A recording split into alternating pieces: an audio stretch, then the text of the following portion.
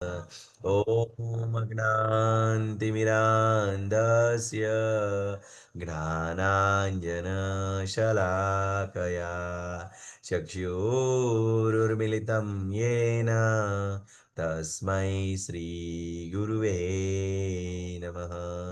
श्रीचैतन्यमनोभीष्टं स्थापितं येन भूतले स्वयं रूपः कदा मह्यं ददाति स्वपदान्तिकं वन्देऽहं श्रीगुरु श्रीयुतपदकमलं श्रीगुरुवैष्णवाञ्च श्रीरूपं साग्रजातं सगणरघुनाथान्वितं तं सजीवं सादेतं सावधूतं परिजनसहितं श्रीकृष्णचैतन्यदेवं श्रीराधा कृष्णपादान् सगणललिता श्रीविशाखान्वितां च हे कृष्ण करुणा सिन्धो दीनबन्धो जगत्पते गोपेश गोपिकान्त राधाकान्त नमस्तुते तप्तकाञ्चन गौराङ्गी श्रीराधे वृन्दावनेश्वरी वृषभानुसुते देवी प्रणमामि हरिप्रिये वाञ्छाकल्पतरुभ्यश्च कृपा सिन्धुभ्य एव च पतितानां पावनेभ्यो वैष्णवेभ्यो नमो नमः। नमो विष्णुपदाय कृष्णपृष्ठाय भूतले श्रीमते भक्ति वेदांत स्वामी नामिने नमस्ते सरस्वती देवे गौरवाणी प्रचारिणे निर्विशेष शून्यवादी पाश्चात्यदेशधारिणि जय श्री कृष्ण चैतन्य प्रभु नित्यानंद श्री अद्वैत गदाधर श्रीवासादि गौरभक्तवृन्द हरे कृष्णा हरे कृष्णा कृष्ण कृष्ण हरे हरे हरे राम हरे राम राम राम हरे हरे। अनंत कोटि वैष्णव वृंद की जय, शिला प्रभुपाद की जय, श्री श्री राधा गोविंद की जय, श्री श्री भगवद गीता की जय, श्री श्री गौरनीताय की जय, श्री गुरुदेव की जय। हरे कृष्णा। सर्व भक्तों ने खूब खूब स्वागत है। हरे कृष्णा। हरे कृष्ण कहते हम प्रभु जी धन्यवाद। हरे कृष्ण सर्वे ने शिला प्रभुपाद की हरे जय, श्री कृष्ण राधा प्रभु जी, गोविंद। दंडवत प्रणाम। हरे कृष्ण हरे मानसी प्रभु कृष्णा जी। प्रभु जी। हरे कृष्णा प्रभु जी, हरे दंडवत प्रणाम। कृष्ण। हरे हरे कृष्ण बिंदु कृष्णा माता जी। प्रभु जी।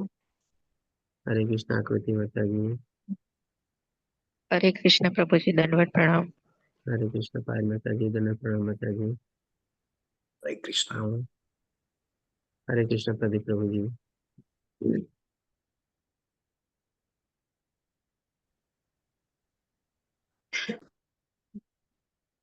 हरे कृष्ण अलका माता जी। हरे कृष्ण अक्षय प्रभु जी। श्री કોણ છે આપણે? હરે કૃષ્ણ શ્રી પ્રભુજી કે માતાજી કોણ છે? પ્રથમ વાર જોડાયેલા છો? હરે કૃષ્ણ શ્રી।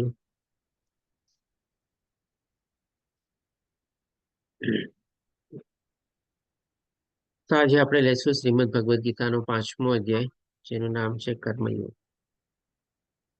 અધ્યાય ત્રીજો પણ કર્મયોગ હતો, અધ્યાય 5મો પણ કર્મયોગ છે। અધ્યાય ત્રીજો પણ અર્જુનના પ્રશ્નથી શરૂ થાય છે, અધ્યાય 5મો પણ અર્જુનના પ્રશ્નથી શરૂ થાય છે। અને એક રીતે જોવા જઈએ તો અર્જુનના જે 3જા અધ્યાયનો પ્રશ્ન હતો અને 5મા અધ્યાયનો જે પ્રશ્ન છે ઘણે ખરે અંશે આપણને એક સરખો લાગે. જ્યારે આપણે આ જ્ઞાનમાં ઊંડા ઉતરીએ ને ત્યારે આપણને લાગે કે આ બધા પ્રશ્નો તો થોડા ઘણા આપણને સરખા કરતા લાગે છે હરે તમારે. જ્યારે કૃષ્ણ આપણને પ્રભુજી અવાજ ધીમો સાવ આવે છે. નથી આવતો અવાજ મારો બરાબર? હરે પ્રભુજી કૃષ્ણ. આવે છે પણ થોડો આવે છે સ્લો આવે છે, પ્રભુજી. તો થોડો ખરો કદાચ. ઓકે. મારા મારે સાવ તો ધીમો આવે છે આવે છે. પ્રભુજી, આવે છે પ્રભુ, હવે આવે બરાબર છે છે. ને? આવે છે. ઓકે. માતાજી, મારું બી વોલ્યુમ ડાઉન હતો ને, મને બી એવું લાગ્યું, પણ બરાબર છે. ઓકે. હા, બરાબર આવે છે. ઓકે. ઓકે. તો આપણે જ્યારે આધ્યાત્મિક જ્ઞાનમાં ઊંડા ઉતરીએ, આધ્યાત્મિક જ્ઞાનમાં જ્યારે આપણે આગળ વધીએ, ત્યારે પછી આપણને છે ને આવા બધા પ્રશ્નો છે ને એક સરખા જ લાગે. કારણ કે આપણે શું છે, એક સાર તત્વો જાણી ગયા હોઈએ કે ભાઈ અલ્ટિમેટલી બધાનો સાર તો શું છે, ભાઈ ભગવાન શ્રી કૃષ્ણ જ છે ને. અને અલ્ટિમેટલી બીજી બધું આ જે ભૌતિક દુનિયા જે છે એ બધું શું છે, આપણે ભગવાનને વિસ્મરણ કરીને ભૂલી ગયા છીએ, એટલા માટે આમાં આપણે ખોવાયેલા છીએ અને આપણે બધાથી ભોગવીએ છીએ આપણે. એટલે આ બધું એક જાતનો સાર જ્યારે આપણને સમજાય જાય. જે સેમસંગ ઉષા માતાજી કે છે, અચ્છા, ઓકે, હરે કૃષ્ણ માતાજી. તો જ્યારે આ બધો સાર સમજાય જાય ને ત્યારે આપણને લાગે ગમે તેટલા આપણી સામે કોઈ પણ એવા પ્રશ્નો આપે ને બધાનો આપણે છેડવો અથવા બધાનો ઉકેલ છે ને ત્યાં જ જઈને નીકળે કે ભાઈ શું છે આ બધું તમારે. અલ્ટિમેટલી તો ભગવાન જ છે, ભગવાન થકી જ બધું છે, ભગવાન દ્વારા જ બધું છે. આપણે ભગવાનને ભૂલી જઈએ છીએ એટલે આવા બધા આપણને દ્વંદ્વો, કિંતુ, પરંતુ, ક્રોધ આવે છે, ઈર્ષ્યા થાય છે, દ્વેષ થાય છે, બધું ત્યારે જ થાય છે જ્યારે આપણે એક સરખું સારા ભગવાન ઉપર ધ્યાન કેન્દ્રિત કરી દઈએ અને બધાના છેડા એની સાથે જોડી દઈએ ને તો આપણને આ બધા દ્વંદ્વો, ક્રોધ, એ બધા પ્રશ્નોનું પણ નિવારણ છે ને એકદમ સરસ રીતે આવી જાય. તો અર્જુનને તો આપણે કહી શકીએ કે ભગવાને યોગ માયામાં મૂકેલા હતા. હરે કૃષ્ણ લોપા માતાજી. એટલા માટે આપણા માટે એક રીતે આપ કહે તો સારું છે, કારણ કે અર્જુનના બધા પ્રશ્નો ઉદ્ભવ્યા કે જેથી કરીને આ બધું ભગવદ્ ગીતાનું જ્ઞાન આપણને આગળ ને આગળ આપણને સરસ રીતે મળવું અને સરસ રીતે આપણને સમજવામાં આપણને કોશિશ કરીએ છીએ. તો એ જ રીતે આપણે જોઈએ હવે અર્જુનનો જે પ્રશ્ન છે, આપણે તો 5મા અધ્યાયના પહેલા શ્લોકમાં અર્જુનનો પ્રશ્ન લઈએ આપણે. તો અર્જુન કહે છે કે પેલાના આપણે આ અધ્યાય જે છે બહુ નાનો અધ્યાય છે, આમ તો ફક્ત 29 શ્લોક છે આપણે, અને આપણે એને 6 વિભાગમાં વિભાજિત કરેલો છે. એમાંથી આજે આપણે 3 વિભાગ લેશું, એટલે કે 1 થી 16 શ્લોક આજે આપણે લેશું અને બાકીના 13 શ્લોક છે આજે આપણે આવતીકાલે લેશું. તો હવે અર્જુનનો જે પ્રશ્ન આવે છે પહેલા શ્લોકમાં, અર્જુને કહ્યું, હે કૃષ્ણ, આપે પહેલા મને કર્મનો ત્યાગ કરવા કહ્યું અને પછી ભક્તિયુક્ત કર્મ કરવાનો આદેશ આપો છો. હવે જો અર્જુનનો જે 3જા અધ્યાયમાં પ્રશ્ન હતો એ પ્રશ્નને જો આપણે લઈએ, કોઈને યાદ છે અર્જુનના 3જા અધ્યાયમાં પ્રશ્ન કયો હતો? કોણ કહેશે? હરે કૃષ્ણ. અર્જુનનો પ્રશ્ન શું હતો? ત્યાગ કે કર્મ પરંપરાનો નાશ. હરે કૃષ્ણ પ્રભુ. જી માતાજી, બોલો. જ્ઞાન યોગમાં આગળ વધુ કે ભક્તિ યોગમાં? ધ્યાન યોગમાં કે ભક્તિ યોગમાં? ઓકે, ચાલો બધા તમે આછો. તમે પ્રભુજી આ બુદ્ધિયુગને શ્રેષ્ઠ માનો છો, તો યુદ્ધ શા માટે કરાવો છો? હા, ત્યાગ બરાબર. કરવો કે કર્મ કરવું? ઓકે, ત્યાગ કરવો કે કર્મ કરવું, બરાબર. ઓકે, તમે બધા થોડો ઘણો આપણને શું છે એકદમ વર્ડ ટુ વર્ડ અથવા આપણને શ્લોકના સંદર્ભમાં પણ આપણને પ્રશ્ન યાદ નથી, પણ આપણને આછું યાદ છે કે ભાઈ આવું કંઈ પૂછ્યું, એટલે બધા પોતપોતાના હિસાબે આપણે થોડું ઘણું લેફ્ટ રાઈટ કે ઉપર નીચે જેવું આપણને બતાવે છે. પણ અર્જુનનો જે પ્રશ્ન હતો, જે પ્રમાણે કીર્તિમાં પ્રભુજીએ કીધું આપણને કે ભાઈ જો તમે બુદ્ધિ યોગને શ્રેષ્ઠ ગણતા હો તો પછી મને તમે આવા ઘોર યુદ્ધમાં શું કામે પ્રવૃત્ત કરો છો? બુદ્ધિ યોગ એટલે કે ભાઈ જ્ઞાન યોગ તમારે, અને આ જે યુદ્ધ છે એ આપણે સકામ કર્મ છે. તો અહીંયા પણ તમે જો અર્જુનનો પ્રશ્ન શું છે, આપે પહેલા મને કર્મનો ત્યાગ કરવા કહ્યું. કર્મનો ત્યાગ કરવો એટલે કે શું? એક જાતનું દિવ્ય આત્મજ્ઞાનમાં આપણે પ્રવૃત્ત થઈને ભગવાનને પ્રાપ્ત કરવા માટે કર્મમાં પ્રવૃત્ત થવું, એટલે કે સકામ કર્મોનો ત્યાગ કરવો. અને પછી અહીંયા પૂછે છે કે ભાઈ ભક્તિયુક્ત કર્મ કરવાનો આદેશ આપો છો, તો ભગવાને આ આદેશ તો આપેલો જ છે તમારે, પણ કર્મનો ત્યાગ કરવાનું તો ક્યાંય કીધું નથી. પણ અર્જુનના જે પ્રશ્ન તમે જુઓ તો ઘૂમી ફરીને શબ્દોનો તમે જો આપણે કહીએ ને તોડ લાવો અને નિચોડ લાવો ને તો એક જ તરફ જાય છે તમારે, એ ભાઈ મારે કરવું શું, તમારે યુદ્ધ કરવું કે ન કરવું, તમારે એ જ ઉપર જાય છે. હજી આગળ કહે છે કે હવે આપ કૃપા કરીને નિશ્ચિત રૂપે મને કહેશો કે આ બંનેમાંથી વધારે કલ્યાણકારી શું છે? હવે ભગવાન આનો જવાબ આપતા કહે છે, સૌથી પહેલા આપણે એનો સંદર્ભ જાણી લઈએ કે અર્જુનને આ પ્રશ્ન ક્યાંથી ઉદ્ભવ્યો. કારણ કે ભગવાને ક્યાંય કર્મનો ત્યાગ કરવા તો હજી સુધી કીધું જ નથી, તો અર્જુને ક્યાંથી એવા શબ્દો પિકઅપ કર્યા કે ભાઈ તમે મને કર્મનો ત્યાગ કરવાનું કીધું? તો આપણે ગઈકાલના ચોથા અધ્યાયમાં 41મા શ્લોકમાં જ્યારે ભગવાન કહે છે કે હે ધનંજય, જે મનુષ્ય પોતાના કર્મના ફળનો પરિત્યાગ કરે છે, એટલે કે નિષ્કામ ભાવે કર્મ કરે છે, ભગવાને ક્યાંય કરતા ક્યાંય આખી ભગવદ્ ગીતામાં કર્મનો ત્યાગ કરવાનું તો કીધું જ નથી. આપણે કર્મના ફળનો ત્યાગ કરવાનું કીધું છે, નિષ્કામ ભાવે કર્મ કરવાનું છે. પણ હવે અર્જુન હતો તમારે, અર્જુનને તો હજી એમ કે ભાઈ ચાલો કંઈક ને કંઈક બહાના હેઠળ આપણે આ યુદ્ધને જો ટાળી શકીએ તો વધારે સારું. એટલે કે અર્જુન આવી રીતે ફળ જે છે એ તમારે ખાઈ ગયો તમારે, અને ભગવાને કીધું કે તમે મને કર્મનો ત્યાગ કરવાનું કીધું. અને ભગવાને શું કીધું હતું એ ચોથા અધ્યાયના 41મા શ્લોકમાં કે ભક્તિ યોગમાં કર્મ કરે છે. એટલે કે અર્જુન આમાંથી પ્રશ્ન ઉદ્ભવ્યો તમારે પોતાનો. શું કર્યું તમારે? અમુક પાર્ટ જે છે એમાંથી પોતે મિસ કરી દીધું અને ભગવાને પ્રશ્ન પૂછ્યો કે તમે મને કર્મનો ત્યાગ કરવાનું કહો છો અને બીજી બાજુ તમે મને ભક્તિ યોગમાં કર્મ કરવાનું કહો છો, તો આ બેમાંથી મારે શું કરવું? આ શ્લોકમાંથી અર્જુન આ પ્રશ્ન ઉદ્ભવે છે. એના સંદર્ભમાં આપણે જોઈએ કે ઘણી વાર જો તમને ખ્યાલ હોય તો આપણે શું છે, નાના હોઈએ ને ઘણી વાર આપણા ઘણા લોકો ક્યારેક ક્યારેક આવો અનુભવ કરેલો હશે.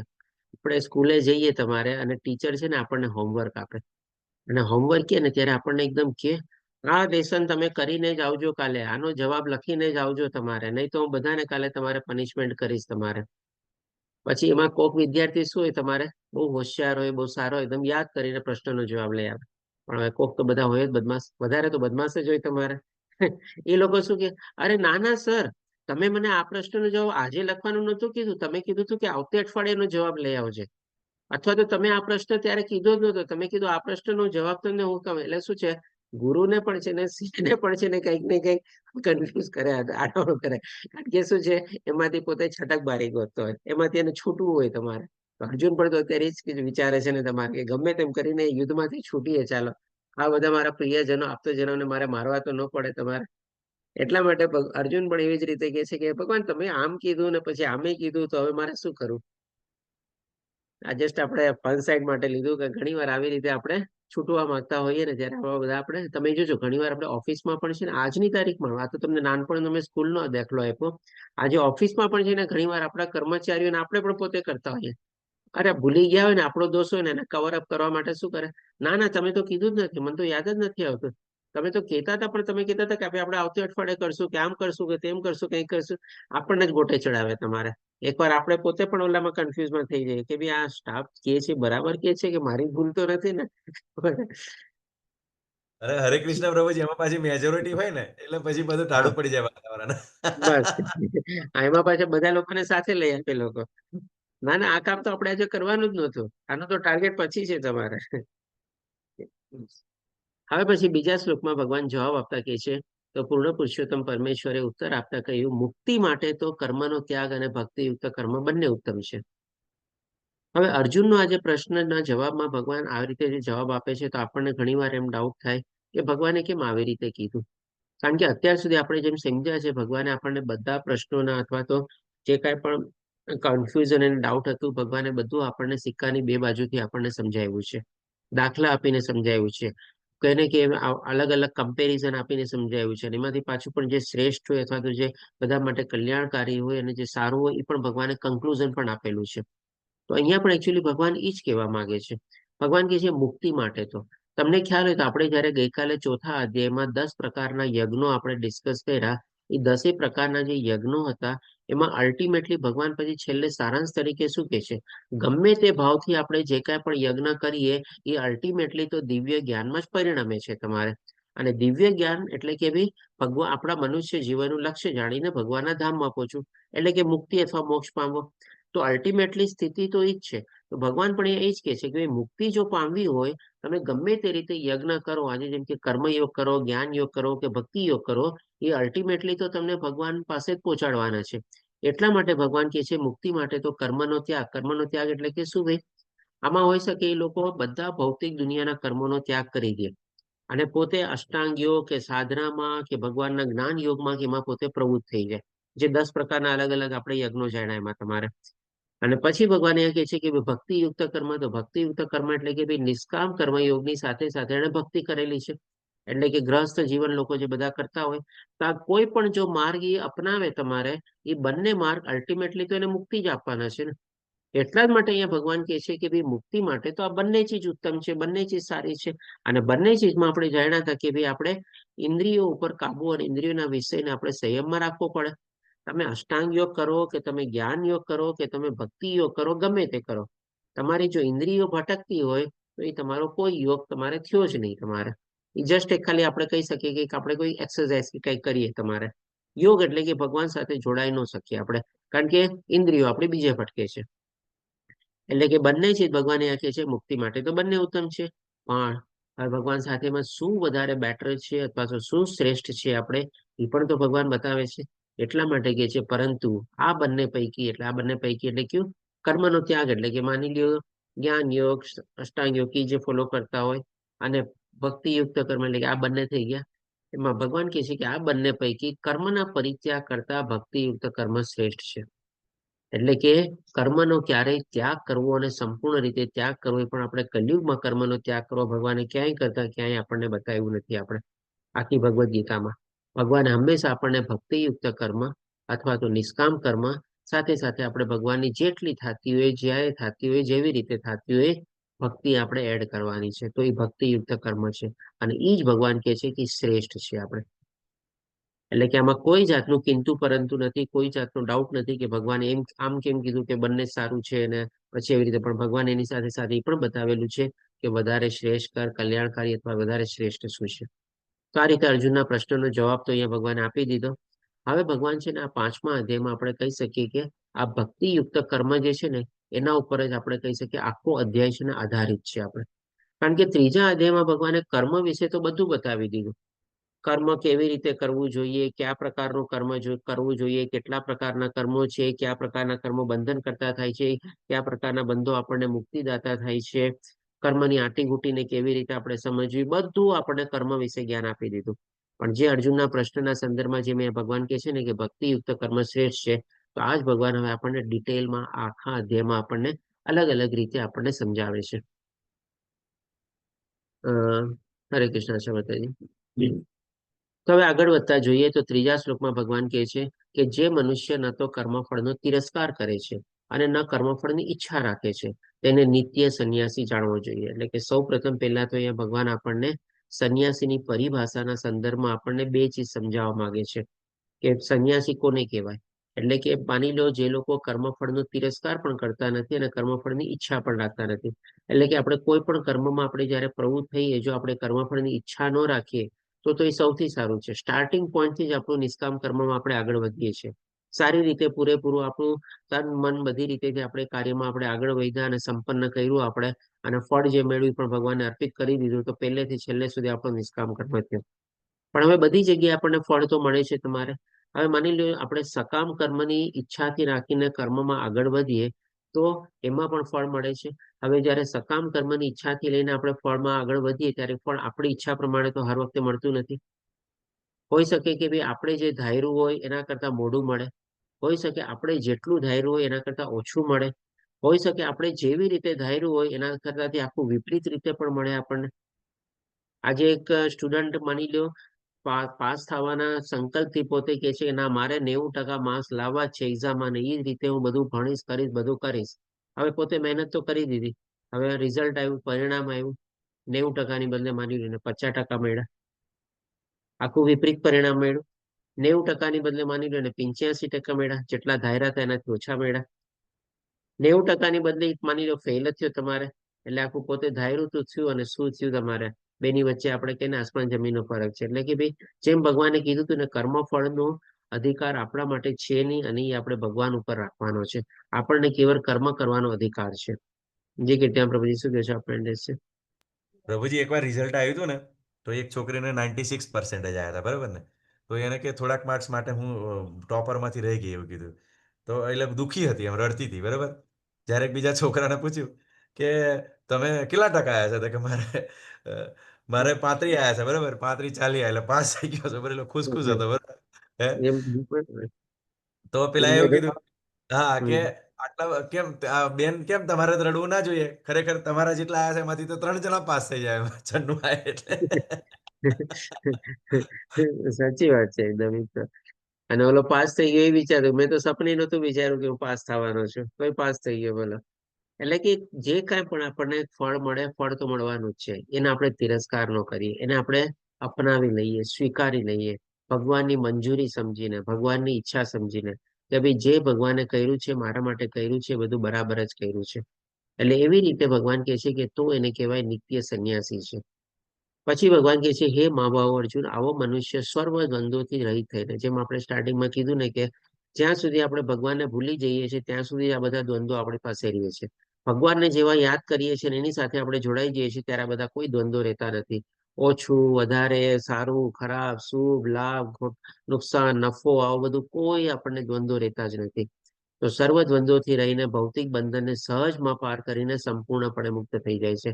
આ ભગવાન એટલા માટે કહે છે કારણ કે ભગવાન એના જવાબમાં શું કીધું કે મુક્તિ માટે તો બંને કર્મો ઉત્તમ છે, પણ જે આપણે નિષ્કામ ભાવથી કર્મ કરતા હોય, નિષ્કામ ભાવ કર્મ એ છે કે શરૂઆતમાં પણ આપણે ફળની ઈચ્છા નહીં રાખવાની, એમાં પૂરેપૂરા જયારે પ્રવૃત્ત થયેલા હોઈએ ત્યારે પણ ફળની ઈચ્છા નહીં રાખવાની, અને જયારે આપણને ફળ મળે ત્યારે એમાં પણ આપણે આસક્તિ નહીં રાખવાની. તો એ ભગવાન કહે છે કે ભાઈ નિષ્કામ કર્મ છે આપણે. અને આવી રીતે જયારે આપણે કર્મ કરીએ છીએ તો પછી આવા કોઈ દ્વંદ્વો આપણી પાસે રહેતા નથી. અને આ ભૌતિક સંસારને આપણે ભવસાગરને પાર કરવામાં સહજપણે આપણને બહુ મદદ થાય છે. અને આરામથી આપણે મોક્ષ અથવા મુક્તિ તરફ આપણે આગળ વધીએ છીએ. હવે ભગવાન પછી આપણને ચોથા શ્લોકમાં બતાવે છે કે અજ્ઞાન મનુષ્યો જ ભક્તિમય સેવા કર્મયોગને ભૌતિક જગતના પૃથ્થકાળમાં અભ્યાસ એટલે સાંખ્ય યોગથી ભિન્ન કહે છે. એટલે કે જો અહીંયા ભગવાન હવે બે જ્ઞાન વચ્ચેનો અથવા તો બે યોગ વચ્ચેનો તફાવત આપણને સમજાવે છે. ભગવાન કહે છે કે આજે ભક્તિ યોગ સેવા અથવા તો કર્મયોગ એટલે કે નિષ્કામ કર્મ અને સાથે ભગવાનની ભક્તિ એક માર્ગ છે આપણે. અને બીજો અહીંયા સાંખ્ય યોગ એટલે કે જ્ઞાન યોગ આપણે. લોકો સમજે છે કે ભાઈ આ બધા બે અલગ અલગ રસ્તા છે તમારે ભગવાનને પ્રાપ્ત કરવાના. અલગ અલગ રસ્તા છે, બરાબર છે, પણ પરિણામ તો એક જ છે ને તમારે. એટલે કે જેને સાચું જ્ઞાન હોય એ શું સમજે કે ભાઈ આ રસ્તો પણ તો ભગવાન તરફ લઈ જાય છે, અને આ રસ્તો પણ તો ભગવાન તરફ લઈ જાય છે, અને બીજો રસ્તો જે છે તમારે માની લો અષ્ટાંગ યોગ કે ધ્યાન યોગની છે એ પણ તો ભગવાન તરફ લઈ જાય છે. રસ્તા ભલે અલગ અલગ છે પણ બધાનું ગંતવ્ય અથવા તો લક્ષ્ય અથવા તો એન્ડ રિઝલ્ટ તો એક જ છે ને તમારે. આજે જેમ કે તમારે કોઈ પણ જગ્યાએ પહોંચવું હોય તો તમને અલગ અલગ માર્ગો દેખાય. કોઈ તમને કોઈને પણ તમે પૂછો કે મારે આ જગ્યાએ જવું છે, તમે મને માર્ગ દેખાડો કયો છે. તો કોઈ તમને પૂછે કે ભાઈ ચાલો તમારે જલ્દી પહોંચવું છે કે પછી તમારે થોડો ઘણા ટ્રાફિક વગરના રસ્તામાં પહોંચવું છે, કે થોડા ઘણા તમારે હાઈવે ઉપરથી જવું છે જેમાં તમારું પેટ્રોલ ને કદાચ તમારે વધારે બળી શકે કારણ કે લાંબો રસ્તો છે પણ તમે જલ્દી પહોંચી જશો, અને તમારે ટૂંકા રસ્તેથી જવું છે પણ એમાં તમને થોડો ટ્રાફિક મળશે, કદાચ તમારું પેટ્રોલ વધારે ઓછું જશે પણ તમારો ટાઈમ વધારે જશે. તમને ઓપ્શન આપે ને બધા. આવા જ બધા ભગવાનના માટે પહોંચવા માટેના બધા ઓપ્શન્સ છે તમારે. કર્મયોગ, જ્ઞાન યોગ, ભક્તિ યોગ. એટલે કે પણ જે સાચો જ્ઞાની છે એના માટે ભગવાન કહે છે કે જેઓ વાસ્તવમાં જ્ઞાની છે તેઓ કહે છે કે જે મનુષ્યમાંથી કોઈ એક માર્ગનું સારી રીતે અનુસરણ કરે તે બંનેનું ફળ પ્રાપ્ત થાય છે. એટલે બંનેનું ફળ તો એક જ છે ને, ભગવાનને પ્રાપ્ત કરવા. તો આ રીતે ભગવાન કહે છે કે સાચું જ્ઞાન ઈ જ છે કે ભાઈ આ બધા રસ્તાની અલગ અલગ ન સમજે, કારણ કે બધા રસ્તાનું એન્ડ રિઝલ્ટ તો એક જ છે. હવે એને આચરણ કરવામાં અને પાલન કરવામાં કયો વધારે રસ્તો એને સહેલો છે એ માણસે પોતે રસ્તો સ્વીકારવો જોઈએ. શું કહેશો કે ત્યાં પ્રભુજી આપ? હા, એટલે પ્રભુજી આ જે જ્ઞાન છે એટલે મીન્સ કોઈ પણ યુગની અંદર કોઈ પણ પરિસ્થિતિ અંદર સેમ એપ્લાય થાય. એટલે પ્રભુજી ભગવાને કોઈ પણ જગ્યાએ મીન્સ છટકબારી છોડી જ નથી પ્રભુજી, હે ને? બિલકુલ 100% અને પૂર્ણ એટલે પૂર્ણ જ છે. કેમ કે સતયુગની અંદર હોય તો પેલું કરી શકે, કળિયુગની અંદર આપણે આ કરી શકીએ, બરોબર ને? ભક્તિ યોગ કરી કે આરામથી. તો બિલકુલ વ્યવસ્થા જબરજસ્ત રાખી છે. હરે કૃષ્ણ. Yes. જો કોઈ પણ જ્ઞાન છે ને સંપૂર્ણ જ હોય. તમારે ભગવાનમાંથી નીકળેલું જ્ઞાન સંપૂર્ણ છે, પણ એ જ્ઞાન અલગ અલગ પરિસ્થિતિ, અલગ અલગ સંજોગો અથવા તો લેવા વાળાની વ્યક્તિગત ઉપર પણ આધારિત છે કે ભાઈ જ્ઞાનને કેવી રીતે લે છે, જ્ઞાનને કેવી રીતે સમજે છે અને જ્ઞાનને કેવી રીતે આચરણમાં મૂકે છે. એટલે જેમ આપણે કીધું ને કે વેદોમાં પણ બધા આપણે છે, કર્મકાંડ છે, ઉપાસના કાંડ છે, ધ્યાન બધું જ છે. આપણે જે લોકોનો જેવો હોય, જેવા ગુણોના પ્રભાવ હેઠળ હોય એ પ્રમાણે જ્ઞાનને ગ્રહણ કરે. તો ભગવદ્ ગીતામાં પણ એ બધું જ ભગવાન સારાંશના રૂપમાં કહે છે. પછી 5મા શ્લોકમાં ભગવાન કહે છે કે જે મનુષ્ય જાણે છે કે પૃથક કારણાત્મક અધ્યયન એટલે અથવા તો સાંખ્ય યોગ અથવા જ્ઞાન યોગ દ્વારા જે સ્થાન પ્રાપ્ત થાય છે તે જ ભક્તિ દ્વારા પણ પ્રાપ્ત કરી શકાય છે. બંનેમાં એન્ડ રિઝલ્ટ એક જ છે, ભગવાનને પ્રાપ્ત કરવું અને મોક્ષ અથવા મુક્તિ પ્રાપ્ત કરવી. અને તેથી જે મનુષ્ય સાંખ્ય યોગ તથા ભક્તિ યોગની એક સમાન ભૂમિકા પર રહેલા જુએ છે તે જ વસ્તુને યથાર્થ રૂપે જુએ છે. આ ભગવાન ચોથા અને 5મા શ્લોકમાં ફરી એક જ ચીજ આમ જોવા જાવ ને તો રિપીટ કરીને કહે છે. શું કામે રિપીટ કરીને કહે છે, કારણ કે અર્જુનનો જે પ્રશ્ન હતો કે તમે મને એક તરફ કર્મનો ત્યાગ કરવા કહો છો અને બીજી તરફ મને ભક્તિયુક્ત કર્મ કરવાનું કહો છો, તો આ બેમાંથી મારે શું કરવું તમારે? એટલે કે અર્જુનને 2 વાર ભગવાન સરસ રીતે અલગ અલગ શબ્દો દ્વારા, અલગ અલગ શ્લોક દ્વારા સમજાવે છે, પણ બંનેનો સારાંશ અને એક જ ચીજ છે કે સાચું અને યથાર્થ જ્ઞાન એ છે કે ભલે રસ્તા અલગ હોય પણ બધાનું એન્ડ રિઝલ્ટ અથવા તો ગંતવ્ય એક જ છે. અને જે આ સમજી જાય છે એ પછી રસ્તામાં પણ કોઈ આપણે ભેદભાવ અથવા તો એવો કોઈને દ્વંદ રહેતો નથી. પછી ભગવાન આપણને 6થા શ્લોકમાં કહે છે કે ભગવત ભક્તિમાં જોડાયા વિના કેવળ સમગ્ર કર્મનો પરિત્યાગ કરવા માત્રથી કોઈ મનુષ્ય સુખી થઈ શકતો નથી. આ ભગવાન અર્જુનને શું કામે કહે છે? કારણ કે ભગવાને શું કીધું કે ભાઈ કર્મના પરિત્યાગ કરવા કરતા ભક્તિયુક્ત કર્મ કરવું વધારે શ્રેષ્ઠ છે. તો હવે અહીંયા ભક્તિયુક્ત કર્મ ભગવાને જે શ્રેષ્ઠ કીધું એના સપોર્ટિંગમાં હવે ભગવાન પોતે એને સમજાવવા માટે આ ચીજ બતાવે છે કે ભાઈ જ્યાં સુધી આપણે ભગવાનની ભક્તિમાં ન જોડાઈએ અને માની લો આપણે કહીએ કે ભાઈ ચાલો મેં તો ભૌતિક દુનિયાના બધા કર્મો છોડી દીધા છે, હું તો આપણે કહીએ ને કે ભાઈ છોડો ઘર બાર અને ચલો હરિદ્વાર. હું જાઉં છું હરિદ્વાર અને ત્યાં જઈને હું એવા ભગવા વસ્ત્રો પહેરી લઈશ, તમારે દાઢી મોટી કરી લઈશ, હાથમાં કમંડળ રાખી દઈશ, હાથમાં બીજા હાથમાં માળા રાખી લઈશ અને એવી રીતે બસ હું કરીશ તમારે. પણ હજી મનમાં બધી ચિંતાનું ચિંતન ચાલતું હોય તમારે, તો પછી થોડી ને ભગવાનની ભક્તિ કહેવાય. અને તમને ખ્યાલ હોય તો આના સંદર્ભમાં આપણે 3જા અધ્યાયમાં પણ થોડું ઘણું ડિસ્કસ કરેલું હતું. ઓલા એક સાધુ બાબાનો ફોટો હતો, તમારે એક હાથમાં મોબાઈલ હોય છે અને એક હાથમાં તમારે આવી રીતે તમારે માળા હોય છે અને ખોટો નાટક કરે છે અથવા તો ઢોંગ કરે છે ભગવાનને પ્રાપ્ત કરવાનો. એટલા માટે ભગવાન એ કહે છે કે ખાલી કર્મનો ત્યાગ કરવાથી તમે આવા ઢોંગ અથવા એવી રીતે કરો તો તમે ભગવાનને પ્રાપ્ત કરી શકતા નથી.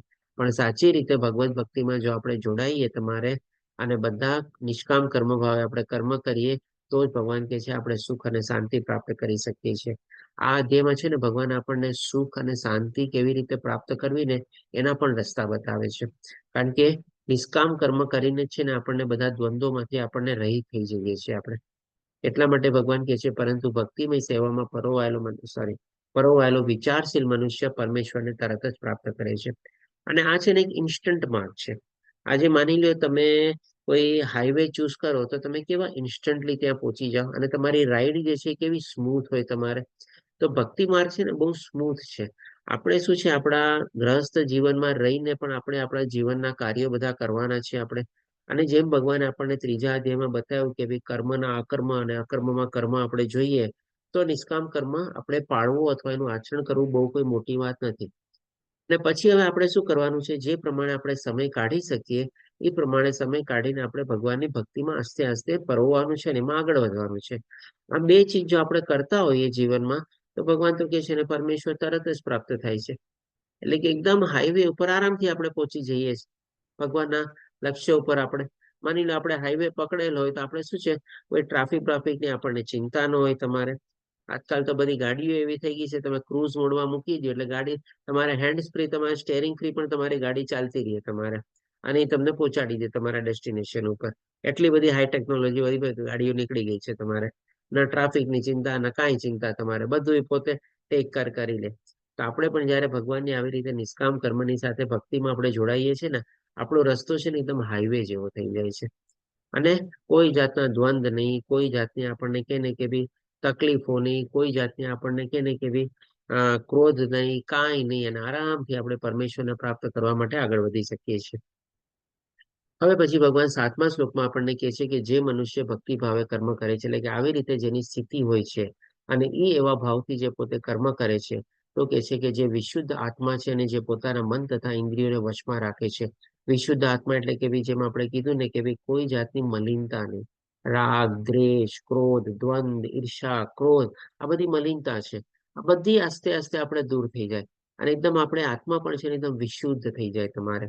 અને આપણા જે મન અને ઇન્દ્રિયો છે એના ઉપર આપણે કાબુ મેળવેલો છે, અથવા તો એમાં આપણે બધી ભૌતિક ચીજોમાં આપણે આસક્તિ કેળવેલ છે આસક્તિ છોડી દીધેલી છે આપણે, તો અનાસક્તિ આપણને કેળવાઈ ગઈ છે તમારે. અને એ જ આસક્તિ હવે આપણને ભગવાનમાં લાગી ગઈ છે. તો ભગવાન કહે છે કે તે સૌને પ્રિય હોય છે અને બધા જીવો તેને પ્રિય હોય છે. એટલે કે આવા વ્યક્તિઓ છે ને આપણે કહે ને કે આજની તારીખમાં પણ આપણને ઘણીવાર તમે જોજો તમારા રોજબરોજની લાઈફમાં, તમારા ઘરમાં, પાડોશમાં, તમારા ઓફિસમાં, તમારા કલીગમાં કોક ને કોક વ્યક્તિ છે ને તમને આજુબાજુમાં તમને ક્યાંક આવું વ્યક્તિ મળી જ જશે તમારે. કે શું હોય એને કાંઈ કોઈનાથી મતલબ ન હોય, પોતાના કામથી કામ કરતો હોય, ટાઈમસર આવે, ટાઈમથી વયો જાય, ન કોઈની સાથે વધારે બોલે, ન કોઈ લપણ છપણમાં પડે, ન કોઈ દલીલ કરે કે ન કોઈથી ક્રોધ આવે કે ન કાંઈ તમારે કે કોઈ એનું અપમાન કરીને વયો જાય, કોઈ કટુ વચન બોલીને જાય તો એને કઈ ફરક જ ન પડે તમારે. અચૂક તમને છે ને આવો માણસ તમે જોજો, આજુબાજુ ગોતવાનો પ્રયાસ કરજો. તમારી એના ઉપર નજર નહીં જાય, કારણ કે જ્યાં સુધી આ બધું આપણને જ્ઞાન ન મળ્યું હોય ને ત્યારે સુધી આપણને એ માણસની પરખ પણ ન થાય. પણ જયારે આ બધું જ્ઞાન આપણને મળી જાય ને ત્યારે આપણે જયારે ગોતવા જઈએ ને તો અચૂક આપણને આવી માણસ મળી પણ જાય ને પરખ પણ થઈ જાય આપણે. તો ભગવાન પછી કે છે એવો મનુષ્ય હંમેશા કાર્યરત રહેતો હોવા છતાં કદાપી લિપ્ત થતો નથી. એટલે કે આ મનુષ્ય પણ તો કાર્ય કરતો હોય ને, પણ જેમ હોય ને કોઈની સાથે કઈ લપણ છપણ જ નહીં. માની લો ઓફિસમાં બધા લોકો ટાઈમ પાસ કરવા માટે, ગોસિપ કરવા માટે, એકબીજાની ચર્ચા કરવા માટે, એકબીજાની ટીકા કરવા માટે, એકબીજાને વખાણ કરવા માટે કાંઈ પણ એક્ટિવિટીમાં પ્રવૃત્ત થયેલા હોય એને કાંઈ મતલબ જ ન હોય તમારે. એ વ્યક્તિમાં હાજર બી હોય ને તોય તમારે એનું મન તો ક્યાંક બીજું જ હોય તમારે, એનું આમાં લાગેલું જ ન હોય તમારે. એટલે એનાથી લિપ્ત જ થતો નથી. હવે કેવી રીતે લિપ્ત થતો નથી અને શેનાથી લિપ્ત થતો નથી એ પણ ભગવાન પછી આપણને સરસ મજાનું ભગવાન કમ્પેરિઝન આપીને આપણને બતાવે છે આગળના શ્લોકોમાં. તો અહીંયા પેલા 8મા અને 9મા શ્લોકમાં ભગવાન કહે છે કે દિવ્ય ભાવમાં રહેલો મનુષ્ય. એટલે કોણ મનુષ્ય? તો કે ઈ મનુષ્ય તમારે ગોતવાની ટ્રાય કરજો તમે કાલથી. તમને અથવા તો આજથી પણ તમે ટ્રાય કરી શકો. તમને આવો અચૂક મનુષ્ય ક્યાંક ને ક્યાંક તમને ભટકાય જ જશે, મળી જ જશે તમારે. એને પણ તમે છે ને તમારો આદર્શ બનાવીને તમે એવી રીતે પ્રવૃત્ત થઈ શકો છો. એટલે કે આવો જે દિવ્ય ભાવનામાં રહેલો મનુષ્ય હોય તમારે, એ શું કરતો હોય? તો કે જોતો હોય, સાંભળતો હોય, સ્પર્શ કરતો હોય, સૂંઘતો હોય, ખાતો હોય, ચાલતો હોય, સૂતો હોય તથા શ્વાસ લેતો હોવા છતાં, આ બધું કરતા હોવા છતાં સામાન્ય માણસની જેમ પોતે બધું કરે છે. પોતાના અંતરમાં હંમેશા જાણતો હોય છે કે હકીકતમાં તો તે પોતે કશું કરતો જ નથી, કારણ કે આ બધું કરાવે છે કોણ? ત્રિગુણી માયા કરાવે છે આપણને. તો એ જ રીતે પોતે પોતાના અંતરમાં ભગવાનની સાથે જોડાયેલો છે. બોલતા, ત્યાગ કરતા, ગ્રહણ કરતા કે આંખો ખોલતા તથા મીચતા પણ તે સદા જાણતો હોય છે કે માત્ર ભૌતિક ઇન્દ્રિયો જ પોતપોતાના વિષયોમાં પરોવાયેલી જ રહે છે અને પોતે આ સર્વથી અલિપ્ત છે. એટલે કે સંપૂર્ણ રીતે ઇન્સ્યુલેટેડ છે, આપણે કહી શકીએ ને. એને આ ભૌતિક દુનિયા સાથે કોઈ જાતનો કોઈ સંબંધ જ નથી. એની ઇન્દ્રિયો, ઇન્દ્રિયોના વિષયો જ્યાં ભટકતા હોય કે જ્યાં આવતા હોય કે જેના ઉપર એનું ચિંતન થતું હોય એને કઈ પોતે મનમાં લાવતો જ નથી તમારે. એ જે જોતો હોય, ખાતો પીતો સૂતો બધું બાહ્ય રીતે થતું હોય, કર્મેન્દ્રિયો દ્વારા થતું હોય, જ્ઞાનેન્દ્રિયો દ્વારા થતું હોય, પણ પોતે પોતાના અંતરથી જે છે એ કોને કનેક્ટ થયેલો હોય? તો કે પરમાત્મા સાથે કનેક્ટ થયેલો હોય છે. અને આ બધી ચીજોને કાંઈ સંબંધ નથી. આ રીતે અવસ્થા છે ને ઘણી વાર તમે જોજો, આપણે લોકો ક્યાંક બીજે ખોવાયેલા હોય, આપણું કંઈક મનમાં બીજે હોય. ઇવન ઘરમાં પણ માની લો 4-5 માણસો હોય, ચર્ચા કરતા હોય અને એ ચર્ચામાં તમને કઈ રસ ન હોય, તમને કઈ એમાં કઈ મતલબ ન હોય તમારે, અને તમે તમારા જ વિચારોમાં ને એમાં મગ્ન હો અને તમે તમારા જ વિચાર તો ચાલતા હોય તમારે. તો હવે એ જે આજુબાજુમાં ચર્ચા ચાલતી હોય, લોકો બોલતા હોય, બધું તમારા કાનમાં જતું હોય, બધું તમે જોતા હો, પણ તમને આમ કે ન સંભળાય એવું સાય થાય તમારે, ન કાંઈ તમને એનો અનુભવ બી થાય, કાંઈ ન થાય. ક્યારેક ક્યારેક કોઈ વ્યક્તિ કહે ને તમને તે સાંભળ્યું, ત્યારે તમે પૂછો અરે અરે આ તે શું કીધું, ફરીથી બોલતો, મારું ધ્યાન નહોતું. એને કે આપણે પોતે અલગ જ દુનિયામાં ખોવાયેલા હોઈએ. એવી રીતે આપણી સ્થિતિ હોય તમારે. ઘણી વાર જો આપણે છે ને ક્લાસમાં પણ આજે એવું થઈ જાય તમારે. આ એવું નથી કે ખાલી આપણે ભૌતિક દુનિયાના સંદર્ભમાં પણ થાય. ઘણા લોકો છે ને ક્લાસમાં એટલા ડૂબેલા હોય ને કે એટલા એમાં પોતે પ્રવૃત્ત થઈ જાય ને કે નાની નાની એક્ટિવિટી કરતા પણ ભૂલી જાય. આજે હું મારા માટે જ કહું તમને, વચ્ચે જ હમણાં 2-4 દિવસ પહેલા રેકોર્ડિંગ કરતા ભૂલી ગયો છો ને બોલ. મને પોતાને જ ખ્યાલ ન રહ્યો મેં ક્યારે ક્લાસ શરૂ કર્યો, ક્યારે ક્લાસ સંપન્ન કર્યો, ક્યાં ક્લાસ કેવી રીતે લીધું, મને કઈ ખબર જ નહોતું. એટલો એમાં ઓતપ્રોત ડૂબી ગયો, મને પોતાને રેકોર્ડિંગ જ કરવાનું ભૂલી ગયો. છેલ્લે મને યાદ આવ્યું, ક્યારે આજે તો રેકોર્ડિંગ કર્યું જ નથી બોલો. અને એવી જ રીતે સ્થિતિ તમારી પણ તો થઈ ને. આજે કીર્તિમાં પ્રભુજી, સુરેશ પ્રભુજી છે, એ પણ ક્લાસ સાંભળવામાં એટલા મગ્ન હતા તમારે, એ લોકોને પણ ખ્યાલ ન રહ્યું કે ભાઈ રેકોર્ડિંગ કરવાનું હતું ને ભૂલાઈ ગયું બોલો તમારે. તો આવી પરિસ્થિતિ છે ને આધ્યાત્મિકમાં પણ થાય. અને આવી જો પરિસ્થિતિ આપણે પ્રાપ્ત કરી લઈએ ને તો અહીંયા ભગવાન આપણને શું કરી કહે છે, આપણે જો એવી ઉચ્ચ સ્થિતિ પ્રાપ્ત નથી કરી, પ્રાપ્ત જસ્ટ એક દાખલા રૂપે તમને સમજાવવા માટે કીધું. આ ભગવાન કહે છે કે આને દિવ્ય ભાવનામાં રહેલો મનુષ્ય. એટલે કે ત્યારે આપણે બધા એટલા દિવ્ય ભાવનામાં ખોવાયેલા હોઈએ, એટલા બધા એમાં આપણે કે ને કે પ્રવૃત્ત થયેલા છે કે ભાઈ આ રેકોર્ડિંગ ને આ ને તે ને બધું ભૌતિક ચીજો આપણે ભૂલી જઈએ ને આપણને ખ્યાલ જ ન રહ્યો બોલો. આજ તો સાચી અવસ્થા છે ને આપણે. એટલા માટે ભગવાન કહે છે કે તે સર્વથી અલિપ્ત રહે છે. હવે કેવી રીતે અલિપ્ત રહીએ છીએ પણ ભગવાન હવે આપણને આ કમળપત્રની એક્ઝામ્પલ આપીને કહે છે 10મા શ્લોકમાં કહે છે કે જે મનુષ્ય કર્મફળ પરમેશ્વરને સમર્પિત કરીને આસક્તિ રહી થઈને પોતાનું કર્તવ્ય કર્મ કરે છે. કર્તવ્ય કર્મ એટલે કે સ્વધર્મ નિભાવે છે, એનું જે નિયત કર્તવ્ય કર્મ છે એ પોતે કરે છે, પોતાની જવાબદારીઓ નિભાવે છે, બધું કરે છે અને જે ફળ મળે છે એ પણ ભગવાનને સમર્પિત કરે છે. તો ભગવાન કહે છે કે તે જેમ કમળપત્ર જળથી અસ્પૃશ્ય રહે છે તે પાપ કર્મોથી પણ અલિપ્ત રહે છે. કારણ કે બધા કાર્યમાં કંઈક ને કંઈક દોષો રહેલા છે, બધા કાર્યમાં કંઈક ને કંઈક પાપ વૃત્તિ રહેલી છે, પણ એ બધા પાપ વૃત્તિમાંથી જાણતા અજાણતા દોષોમાંથી પણ આપણે બધા એમાંથી બહાર રહીએ છીએ અથવા તો આપણને એનાથી આપણે બચેલા રહીએ છીએ. એ ભગવાન આપણને આ કમળપત્રની એક્ઝામ્પલ આપીને કહે છે. કમળપત્ર તમને ખ્યાલ હોય તો કમળનું ફૂલ જે છે કેટલું સરસ કાદવમાં ફૂલ તમારું ઉગે. હવે એમાંથી આપણે જયારે ફૂલને લઈએ તમારે તો એની સાથે કાદવ આવે તો કે ન આવે જરાય. અને એની પંખડીઓ પણ કેટલી સરસ મજાની સિલ્કી હોય છે તમારે. એક જાતનું કે ને કે એના ઉપર સિલ્કનું આવરણ થયેલું હોય ને એના જેવું લાગે આપણને. એના ઉપર પાણીના ટીપા પડે તમારે તો એ કમળપત્રની જે પંખડીઓ છે એ ભીંજાતી નથી તમારે. એ આરામથી પાણી છે એના ઉપરથી સરકી જાય છે. અને પાછું કમળપત્ર એવું સૂકું ને સૂકું જ તમારે હોય છે. એટલું જ કોમળ ને કોમળ હોય છે તમારે. એટલે કે ન તો એને કાદવ અસર કરે છે અથવા તો ન તો એને જલ સ્પર્શ કરે છે તો પણ એના ઉપર ટકેલું રહે છે અથવા તો એને કે ભીંજાવી દે છે તમારે. કાંઈ એને નથી થતું. કાદવથી પોતે ગંદુ બી નથી થતું. તો આવા બધા કોઈ પણ કાર્યમાં છે ને કાદવ રૂપી કંઈક ને કંઈક પાપો રહેલા હોય. ક્યારેક કોઈ નાના પાપો જળ રૂપી રહેલા હોય તમારે. તો આવા બધા મોટા કે નાના જે કાંઈ પણ એવા પાપોથી એ કાર્ય રહેલું હોય એ બધા કોઈ પણ પાપ આપણને ટચ કરી શકતા નથી. આપણે હંમેશા એનાથી અલિપ્ત રહીએ છીએ. જ્યારે આવી રીતે આપણે નિષ્કામ કર્મથી આપણે કર્મમાં આગળ વધીએ છીએ અને જે ફળ મળે એ પણ ભગવાનને આપણે સમર્પિત કરીએ છીએ. જેમ ભગવાને કીધું ને કદી કર્મફળનો તિરસ્કાર કરતો નથી. જે ભગવાને આપ્યું બધું ભગવાન તમારા થકી જ મને મળ્યું છે બસ. આવી રીતે જયારે પોતે આગળ વધે છે તો ભગવાન કહે છે કે પાપ કર્મોથી અલિપ્ત રહે છે. હવે પછી ભગવાન આપણને 11મા શ્લોકમાં બતાવે છે કે માની લો કોઈ વ્યક્તિ આવી રીતે દિવ્ય અવસ્થામાં રહેલો હોય, દિવ્ય ભાવનામાં રહેલો હોય, બધું કાર્ય કરતો હોય તો એ કાર્ય શું કામે કરતો હોય? કારણ કે કર્મફળની પણ કોઈને ઈચ્છા નથી. કર્મફળ મળે છે એ પણ ભગવાનને સમર્પિત કરી દે છે. તો એ કાર્ય કરવા પાછળ એનું મોટિવેશન શું તમારે? જે આપણને પ્રશ્ન થયા છે. આજે આપણને કોઈ કહે કે ભાઈ તારે આ કામ કરવાનું છે, આજે આ સ્ટાફ નથી આવ્યો એનું કામ તારે કરી દેવાનું છે, એની સ્ટાફ 1 મહિનો નથી આવવાનો અને તારે તારું કામ કરવું પડશે ને એનું કામ કરવું પડશે. આપણે તરત શું કહીએ ભાઈ મને ઓવરટાઈમ મળશે કે નહીં,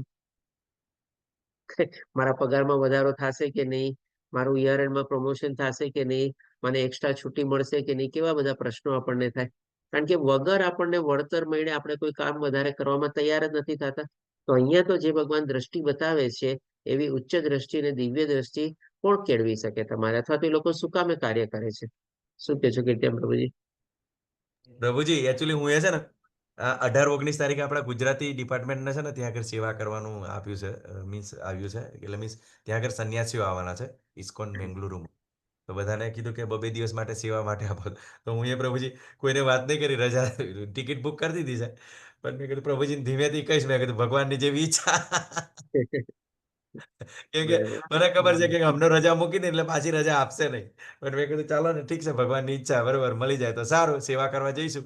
તો 2 દિવસની 4 દિવસ રજા પાડી પડે ને પ્રભુજી, કેમ કે 1 દિવસ ટ્રાવેલિંગ, 2 દિવસ ટ્રાવેલિંગ, 2 દિવસ એવા તો 4 દિવસ જાય.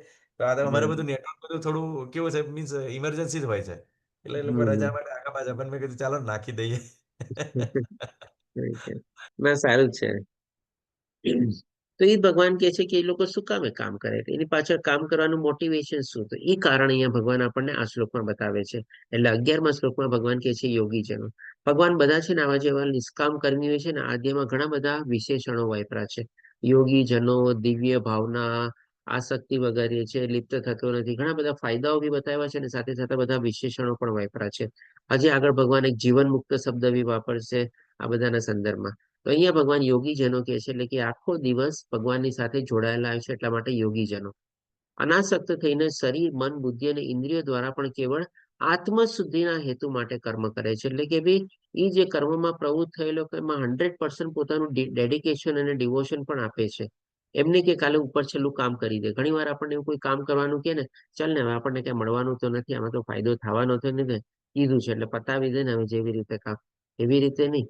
ભગવાન કહે છે કે એમાં અનાસક્ત થઈને પણ શરીર દ્વારા જો કામ કરવાનું એફર્ટ આપવાનું એ આપવાના, મન દ્વારા આપણે મન લગાડીને કામ કરવાનું તો એ આપવાનું, બુદ્ધિ વાપરવાની તો એ વાપરવાની, ઇન્દ્રિયો લગાડવાની તો એ રીતે કામ કરવાનું. આપણે બધા દ્વારા આપણે 100% આપણું તન મન બધું આપીને, બુદ્ધિ આપીને એ કામમાં આપણે પ્રવૃત્ત થવું જોઈએ.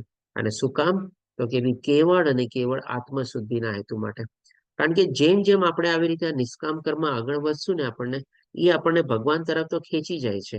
અને સાથે સાથે આપણા મનમાં છે ને આ બધી જે ભાવનાઓ જે છે ને, બધા જે દ્વંદ્વો છે ને, એ બધું એકદમ સંપૂર્ણ રીતે નાબૂદ થઈ જાય છે. અને જેટલું જેટલું નાબૂદ થશે ને એટલી આપણી આત્મશુદ્ધિ થાય છે. અને એ આપણો એ લોકોનો હેતુ હોય છે કે ભાઈ વધારે ને વધારે આપણે પરમાત્મા સાથે જોડાયેલા રહીએ અને આપણી આત્માના શુદ્ધિ અથવા આત્માના કલ્યાણ માટે આપણે આ રીતે આપણે કર્મમાં પ્રવૃત્ત થઈએ. હવે પછી ભગવાન આપણને 12મા શ્લોકમાં કહે છે કે ભક્તિમાં સ્થિર થયેલો મનુષ્ય. ભગવાન બધી જગ્યાએ જેમ કીધું ને એકદમ સરસ મજાના વિશેષણ આપીને આપણને બતાવે છે અને વખાણ કરતા કરતા આપણને બતાવે છે આવા મનુષ્યના. એટલે કે જે મનુષ્ય આવી રીતે ભક્તિમાં સ્થિર થયેલો હોય છે તે પરમ શાંતિ પામે છે. કારણ કે તે પોતાના સર્વ કર્મના ફળ મને અર્પિત કરે છે. બધી ચીજ તો ભગવાને સોંપી દીધી તમારે. જ્યાં સુધી શરીર છે, જ્યાં સુધી કર્મ કરવાનું છે, કરી રાખો બસ. કોઈ મતલબ નથી, કોઈ સ્વાર્થ નથી, કોઈ ઈચ્છા નથી તમારે. તો પછી બાકી શું રહ્યું તમારે? બાકી તો ભગવાન જ રહ્યા ને. અને ભગવાન જો મળી ગયા છે તો પછી એને સંપૂર્ણ શાંતિ મળી જ ગઈ તમારે. એટલા પછી કહે છે કે પરંતુ જે મનુષ્ય ભગવાન સાથે સંલગ્ન હોતો નથી તથા જે પોતાના શ્રમના ફળનો લોભી છે તે બદ્ધ થઈ જાય છે. એટલે કે ભગવાન સિક્કાની બીજી બાજુ અહીંયા બતાવે છે. જો આવી રીતે તમે કર્મ કરતા રહેશો, ભગવાનને સાથે રાખીને જોડીને ન ફળમાં આશા વગર, તો તમારે ભગવાન કહે છે કે પરમ શાંતિ પણ મળશે અને પરમાત્માની પણ પ્રાપ્તિ થશે, જેમ આગળના શ્લોકોમાં બતાવ્યું. પણ જો એ રીતે કર્મ નહીં કરીએ, સકામ કર્મમાં પ્રવૃત્ત થયેલા હશું આપણે, અથવા તો આપણે કોઈ ફળની અથવા તો ઇન્દ્રિય તૃપ્તિ અથવા તો શરીર સુખ માટે પ્રાપ્તિ માટે આપણે કર્મમાં પ્રવૃત્ત થશું, તો એ કર્મ તો સૌથી પહેલા તો આપણને બાંધશે. પહેલું નુકસાન તો આપણને ત્યાં થયું કે કર્મ આપણને બાંધી દીધા. અને બીજું પછી આપણને નુકસાન એ થશે કે આપણે જે ઈચ્છા રાખી હોય એ ઈચ્છા પ્રમાણે તો આપણને કોઈ ફળ મળતું જ નથી ને. તો એમાં પણ પાછું આપણને દુઃખ અને નુકસાન જ થયું. તો એ જ ભગવાન આપણને અહીંયા બતાવે છે કે આટલી મહેનત કરીને પણ જે લોકો સકામ કર્મમાં પ્રવૃત્ત થાય છે અને ફળનો લોભી છે, લાલચુ છે, તમારે એની ઈચ્છા પ્રમાણે તો એને કોઈ દી મળવાનું જ નથી તમારે. ભગવાનની ઈચ્છા હંમેશા આપણા કરતા બીજી જ હોઈ શકે તમારે. અને એ ઈચ્છા વધારે સારી હોય, આપણા માટે કલ્યાણકારી હોય. પણ આપણે તો શું સમજીએ છીએ, ના મેં જે કર્યું પોતાને કરતા માનીને જે પછી ફળ મેળવવાની આશા હોય આપણને અને નથી મળતું, ત્યારે આપણે દુઃખી થઈએ છીએ. અને પાછા એ કર્મથી પણ આપણે બંધાઈ ગયા તમારે. એટલે કે ભગવાન આખી બીજી પરિસ્થિતિ પણ અહીંયા બતાવે છે કે કેવી રીતે બદ્ધ થાય છે અથવા તો એને કેવી રીતે નુકસાન થાય છે. હવે પછી 13મા શ્લોકમાં બતાવે છે કે જ્યારે દેહધારી જીવાત્મા પોતાની પ્રકૃતિને વશમાં કરી લે છે, એટલે કે આવી સ્થિતિ ક્યારે પ્રાપ્ત કરી શકે? એવા કે ને કે દિવ્ય ભાવના વાળી સ્થિતિ, એવા યોગીજનો વાળી સ્થિતિ, એવી મનુષ્યની જે શાંત પ્રકૃતિ વાળી જે સ્થિતિ છે, સ્થિતિ ક્યારે પ્રાપ્ત કરી શકે? એ ભગવાન અહીંયા આપણને આ શ્લોકમાં બતાવે છે. એટલે કે જ્યારે પોતાની પ્રકૃતિને વશમાં કરી લે છે. પ્રકૃતિને વશમાં કરવું એટલે કે ભાઈ મનને વશમાં કરવું અહીંયા. અને મનથી બધા કર્મોનો પરિત્યાગ કરે છે. એટલે કે બધા કર્મો નથી છોડી દેતો. ત્યાગ અને પરિત્યાગમાં એ જ ફરક છે. ત્યાગ એટલે કે બધું ચાલો છાડી દેવું તમારે. મને અને પણ છોડી દેવું. ગમતું નથી તોય છોડી દેવું, અને ગમે છે પણ હવે કાલે ભગવાને કીધું કે આ કરવાનું તો પણ છોડી દેવાનું, એવી રીતે નહીં. પણ પરિત્યાગ એટલે કે શું ભાઈ? એના ફળની આસક્તિ વગર આપણે કર્મમાં પ્રવૃત્ત થઈને આપણે આગળ વધવું. તો એ રીતે કર્મનો પરિત્યાગ કરે છે. ત્યારે તે 9 દ્વાર વાળા નગર અથવા તો ભૌતિક શરીરમાં કશું કર્યા કે કરાવ્યા વગર સુખપૂર્વક રહે છે. આપણા શરીરના 9 દ્વારો છે. ક્યાં 9 દ્વારનો ભગવાન અહીંયા ઉલ્લેખ કરે છે? કોણ કહેશે મને? હરે કૃષ્ણ. આપણા શરીરના 9 દ્વાર ક્યાં છે? આંખ, પ્રભુજી. કાન, આંખ, કાન, આંખ, કાન, મોઢું.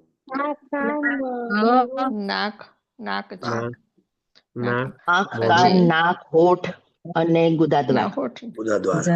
જનેન્દ્રિય મોટું બરાબર આવશે. બરાબર, સરસ. આંખ, હવે બે નવું. આંખ, બે નાકના ફોડવા, હમ કાન, બે કાન, હમ એટલે 2 4 મોટું અને જનેન્દ્રિય ગુદા. બરાબર. હરે તો કૃષ્ણ. આ જે 9 દ્વાર છે, આપણે દ્વારનો શું હોય તમારે એમાંથી અંદર બી જાય અને બહાર બી જાય. પણ આ 9 દ્વારની છે ને આપણી પેક્યુલરિટી છે. બધા દ્વારમાં બંને કામ નથી થતા. કોક દ્વારમાં ખાલી ઇનપુટ થાય છે અને કોક દ્વારમાં ખાલી આઉટપુટ થાય છે. આપણે કહીએ ને કે આવા દરવાજા પહેલી વાર તમને જોવા મળશે કે ભાઈ વન વે જ હોય છે ઘણી વાર, અને કોક દરવાજા 2 વે પણ છે તમારે, બંને રીતે થાય છે. તો આ બધા દરવાજાની પિક્યુલેરિટી છે આપણે કહી શકીએ. આજે આપણે ઘણા બધા દ્વારને આપણે સંપૂર્ણ રીતે આપણે કાબુમાં રાખી શકીએ અને ઘણા દ્વારને આપણે કોઈ દી કાબુમાં ન રાખી શકીએ, અથવા તો એ દ્વારને આપણે ક્યારે બંધ જ ન કરી શકીએ. આજે જેમ કે નાકના જે આપણે ઓલા બે ઓલા છે તમારે, એ કોઈ દી આપણે એને બંધ કરી શકીએ? એ દ્વાર ઓલવેઝ ઓપન રહે તમારે, 24 કલાક 24/7 ઓપન રહે તમારે. અને એને જો એક ક્ષણ માટે પણ તમે બંધ કરી દો, પતી ગયું. ત્યારે આંખને આપણે બંધ કરી શકીએ. હવે નાક જે છે એમાંથી આપણે શું છે, બંને દ્વાર છે, બોથ વે છે, શ્વાસ લઈએ છીએ બી જાય છે બી તમારે. હવે આંખમાંથી શું છે, આપણે ખાલી બહારથી બધું અંદર આવે છે. આંખમાંથી કોઈ દી કઈ બહાર નીકળે? જે બહાર નીકળે શું નીકળે? આંસુ નીકળે તમારે. એટલે કે એ અલગ ચીજ થઈ ગઈ. પછી જેમ કે મોઢું છે, મોઢામાંથી પણ આપણે ખાવ ખાવ ખાવ ખાવ કરીએ છીએ તમારે. અને બહાર નીકળે છે શું? તો કે આપણા શબ્દો. પણ એક રીતે જોવા જઈએ તો મોઢું પણ આપણને બે દ્વાર વાળા છે. ક્યારેક આપણને ઉલટી બી તો થાય છે ને એમાંથી. એટલે કે પણ બંને કામ કરે છે તમારે. પછી કાન છે, કાનમાંથી ખાલી અંદર જાય છે આપણે. કાનમાંથી આપણે કોઈ દી કઈ બહાર કાઢીએ નથી નીકળતું તમારે. એટલે કે આ બધી છે ને, એનો પણ આપણે કહે ને કે ભાઈ બહુ સારું આપણે ગુહ્ય મિનિંગ જોવા જઈએ ને તો છે. આપણે જેમ કે આંખમાંથી ખાલી અંદર જ જાય છે ને, તો શું જોવું આપણે? તમને ખ્યાલ હોય તો ઓલા ગાંધીજીના નિયમ છે ને તમારે, ખરાબ જોવું નહીં, ખરાબ સાંભળવું નહીં ને ખરાબ બોલવું નહીં તમારે. તો આ જ છે બધું આપણે કે ભાઈ આંખેથી આપણે જોઈએ છીએ તો ખરાબ આપણે જોવાનું નહીં. કાનથી આપણે સાંભળીએ છીએ તો કોઈની નિંદા અથવા કોઈની ટીકા અથવા તો એ આપણે સાંભળવાનું નહીં તમારે. આ બેમાંથી ખાલી આપણે અંદર જાય છે તમારે. હરે કૃષ્ણ, કૃષ્ણ માતાજી. પછી શું છે, આપણે નાક જે છે એના ઉપર આપણો કોઈ કંટ્રોલ નથી. અને એમાંથી જે અંદર અને જવાની જે પ્રક્રિયા થાય છે એ આપણા માટે સારી જ છે. આમ જોવા જાય તો જ્યાં જ્યાં સુધી શરીર છે ત્યાં સુધી શ્વાસોશ્વાસ તો ચાલે છે આપણે તમારે. એટલે એના ઉપર આપણે કઈ કરવાનું જ નથી. આમ જોવા જાવ તો 9 દ્વારમાંથી 2 દ્વાર તો આપ જોવા જાવ તો બધી રીતે બાદ જ થઈ ગયા આપણે. બાકી બે છે 7 દ્વાર. 7 દ્વારમાંથી આપણે જો જોવા જઈએ તો 2 આંખોથી આપણે શું કરવાનું? 2 દંડવત પ્રણામ માતાજી, સતી માતાજી. અને શું કરવું શું નહીં કરવું એ બધું છે આપણે. એને મોઢેથી છે આપણે કે ભાઈ આપણા બોલવામાં પણ આપણી વાણી, વિચાર વાણી વિવેક વાળી હોવી જોઈએ તમારે. સારી શુભ વાણી હોવી જોઈએ, મીઠાશ વાળી વાણી હોવી જોઈએ. અને જે ખાવાનું છે આપણે એ પણ રીતે આપણે ખાવા ઉપર પણ કંટ્રોલ રાખવાનો છે. અને બાકી જે બે આપણી નીચે ઇન્દ્રિયો છે, ગુદા અને જનેન્દ્રિય, એના ઉપર પણ આપણે કહી શકીએ કે કોક ઉપર આપણે કાબુ મેળવી શકીએ છીએ અને કોક ઉપર આપણો કોઈ કાબુ હોતો નથી. કેમ કે ગુદા હોય, આપણને ક્યારેક આપણે માની લ્યો એવું કંઈક ટોયલેટ જવું પડે તમારે, કમ્પલસરી લાગી જાય તો આપણે એના ઉપર કાબુ હોય છે. કાબુ રાખીએ તો પાછું આપણે નુકસાન જ થાય તમારે. અને જનેન્દ્રિયને પણ આપણે બે રીતે કામમાં લઈએ છીએ તમારે. માની લો મૂત્ર કરવામાં આપણને એના ઉપર કાબુ નથી રાખી શકતા, જ્યારે લાગે ત્યારે આપણે જવું જ પડે તમારે. પણ જ્યારે બીજી રીતે આપણે જનેન્દ્રિયને કે ને કે ભાઈ વાપરીએ છીએ, ત્યારે એના ઉપર આપણે જો વશ મેળવી લઈએ, કાબુ મેળવી લઈએ તો આપણને કેટલો ફાયદો થાય તમારે. કેટલી આપણી બધી વાસના ને બધા ઉપર જયારે આપણે કંટ્રોલ મેળવવામાં આપણને મદદ થઈ જાય. ઘણી બધી ઈચ્છાઓ પણ છે ને આપણે એનાથી જ બધી જન્મે છે આપણે. તો એ પણ આપણને ઘણો બધો ફાયદો થાય. એટલે કે આ રીતે જે ભગવાન આપણને 9 દ્વાર વાળા આપણું જે ભૌતિક શરીર બતાવે છે તમારે, એના સંદર્ભમાં આપણને જો એને ગુહ્ય રીતે જોવા જઈએ તો ભગવાન આપણને બહુ અહીંયા ઊંડો સંદેશ પણ આપણને આપે છે. માં કશું કર્યા કે કરાવ્યા વગર સુખપૂર્વક રહે છે. એટલે કે કેવળ અને કેવળ જો ઘણા લોકો એમ વિચારે ને કે ભાઈ મારાથી તો ઇન્દ્રિયો અને મનને કાબુમાં કેવી રીતે રાખવું બધું મને સમજાતું નથી. ઇનડાયરેક્ટલી છે ને આ શ્લોકમાં ભગવાન આપણને એનો પણ ઉપાય બતાવે છે. આપણને જેમ કે એક આખી પુસ્તક આપણને વાંચવાની હોય, આપણે વાંચી ન શકીએ તરત ને તરત ફટાફટ, પણ એમાં અલગ અલગ ચેપ્ટર હોય છે કે નહીં? અલગ અલગ ચેપ્ટરમાં પણ અલગ અલગ પેરેગ્રાફ ને ટોપિક ને બધું હોય છે. આપણે એક એક ટોપિક કરીએ, એક એક ચેપ્ટર કરીએ તો આપણે કેવી રીતે સરસ મજાનું આખું પુસ્તક કરી લીધું. તેવી જ રીતે આપણે એક એક ઇન્દ્રિયોને આપણે કાબુમાં અથવા એને વશમાં રાખવાની જો કોશિશ કરીએ ને, આસ્તે આસ્તે તમે જોજો 9 ઇન્દ્રિયો ઉપર તમારો કાબુ મેળવી શકો તમે. તો એ ભગવાન કહે છે કે જયારે આ રીતે એને પ્રાપ્ત કરેલું હોય છે તો કહે છે કે ભાઈ તે કશું કર્યા કે કરાવ્યા વગર સુખપૂર્વક રહે છે. પાછો કશું કર્યા કે કરાવ્યા વગરનો મતલબ આપણે એ જ લેવાનો છે કે ભાઈ બધા કાર્યમાં પ્રવૃત્ત થયેલો હોય પણ એની ઇન્દ્રિયો ક્યાં બીજે એમાં લાગેલી જ ન હોય, કઈ ચોટેલી જ ન હોય તમારે. જે મતલબ માણસનો આપણે દાખલો લીધો ને, બધું એની સામે ચર્ચા ચાલે છે, બધું દેખાય છે, પણ એને કઈ મતલબ જ નથી તમારે. પોતે પોતાના અંતરમાં ભગવાન થકી જોડાયેલો છે, તો એમાં જ પોતે રહેલો છે. તો ભગવાન કહે છે કે સુખપૂર્વક રહી શકે છે. પછી ભગવાન આપણને 14મા શ્લોકમાં બતાવે છે કે શરીર રૂપી નગરનો સ્વામી એવો દેહધારી જીવાત્મા કર્મ ઉત્પન્ન કરતો નથી, કે લોકોને કર્મ કરવા પ્રેરિત કરતો નથી, અને કર્મના ફળનું સર્જન પણ કરતો નથી. અને આ બધું તો ભૌતિક પ્રકૃતિના ગુણો દ્વારા જ થાય છે. તો ઘણીવાર આપણે વિચારીએ છીએ કે ભાઈ આ બધા જે કર્મોમાં આપણે પ્રવૃત્ત થઈએ છીએ, કર્મો કરવાની આપણે ઈચ્છા પ્રાપ્ત કરીએ છીએ, અથવા તો એના ફળ આપણને જેમાં આસક્તિ રહેલી હોય છે, આ બધું શેના કારણે થાય છે? તો આપણી જે શરીર જે છે આમાં કેવળ અને કેવળ આપણે કહી શકીએ કે આપણે શરીરના ભલે સ્વામી છીએ, પણ સ્વામી કેવી રીતે? કારણ કે એની અંદર રહેલો જે આત્મા જે છે એ આખા શરીરને નિયંત્રણમાં રાખે છે. એટલા માટે ભગવાન કહે છે કે શરીર રૂપી નગરનો સ્વામી. એટલે કે ફરીથી ભગવાન અહીંયા સ્વામીના સંદર્ભમાં આપણી આત્મા ઉપર નિર્દેશ કરે છે. અને આ જ ભાવ જો આપણે કેળવી લઈએ કે ભાઈ આ શરીર જે છે એ મારું પોતાનું નથી, અથવા તો એની અંદર રહેલો આત્મા જે આ શરીરને તમારે ચલાવે છે એ આત્મા પણ પરમાત્માનો અંશ છે તમારે. એવી ભાવના જ્યારે આપણે કેળવી લઈએ તમારે, ત્યારે ભગવાન કહે છે કે એવો દેહધારી જીવાત્મા કર્મ ઉત્પન્ન કરતો નથી. આત્મા તો જોવા જાવ ને તો કોઈ દી કાંઈ કરતો નથી. આત્મા કોઈ રીતે કેમાંય પ્રવૃત્ત થયેલો નથી. આત્મા કેવળ અને કેવળ ખાલી ઈચ્છા કરે છે તમારે.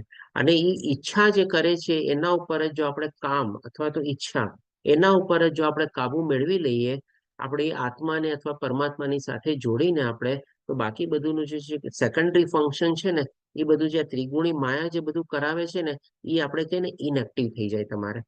એની કોઈ શક્તિ જ ન રહે તમારે. એટલે કે ભાઈ કર્મ, આત્મા કોઈ દી કર્મ ઉત્પન્ન કરતો પણ નથી અને લોકોને કર્મ કરવા પ્રેરિત કરતો પણ નથી. આત્મા કોઈ દી કર્મ કરવામાં પ્રેરિત થતો નથી, પણ આપણે ઈચ્છા કેળવેલી હોય, ઈચ્છાનું મનમાં ચિંતન કરીએ, ચિંતન કર્યા પછી એને પ્રાપ્ત કરવા માટે આપણે એમાં પ્રેરિત થઈએ છીએ. પછી ભગવાન કહે છે કે કર્મના ફળનું સર્જન પણ કરતો નથી. તો કર્મના ફળનું તો કોઈ દી આપણે સર્જન કરી શકતા નથી, કારણ કે ભગવાને પહેલા જ કહી દીધું છે કે કર્મનો તો તને ફળ ઉપર કોઈ દી અધિકાર જ નથી અને તારા કંટ્રોલમાં પણ નથી. ફળ તો આપણને કહી શકીએ નહીં, તો પરમાત્મા આપે છે આપણને. તો પછી હવે આપણે કરીએ છીએ શું? તો કે આપણે કાંઈ નથી કરતા, ખાલી કેવળ અને કેવળ આપણે ઈચ્છા જ કેળવીએ છીએ. અને એ ઈચ્છાને જો આપણે કાબુમાં ન રાખીએ, તો બાકી બધોનો જે પાઠ છે ને, જે બાકી બધી જે સિક્વન્સ ચાલે છે ને, એ બધું કોણ કરી લે છે? તો કે ભાઈ આ ત્રિગુણી માયા. તો કે આ બધું તો ભૌતિક પ્રકૃતિના ગુણો દ્વારા જ થાય છે. એટલે કે તમે ઈચ્છા કેળવીએ, તો એટલે મીન્સ આપણે માની લો મનમાં ઈચ્છા કેળવી અને ઈચ્છાને જો કાબુમાં આપણે રાખી લીધી, તો આ બધી ચીજ તમારી ઇનએક્ટિવ થઈ ગઈ. એનો કોઈ રોલ જ તમારે રહેતો નથી તમારે. પણ એ ઈચ્છાને પ્રાપ્ત કરવા માટે એનું ચિંતન કરીને એમાં પ્રવૃત્ત જ્યારે થઈએ છીએ, ત્યારે પછી ત્રિગુણી માયા પૂરેપૂરી પાવરફુલ થઈ જાય છે અને પૂરેપૂરી એક્ટિવ થઈ જાય છે તમારે. પછી આપણો કોઈ કાબુ રહેતો નથી, આપણે કહી શકીએ. અને પછી આપણે લોકો શું માની લઈએ છીએ? આપણો દેહધારું શરીર દ્વારા આપણે શું કરીએ છીએ?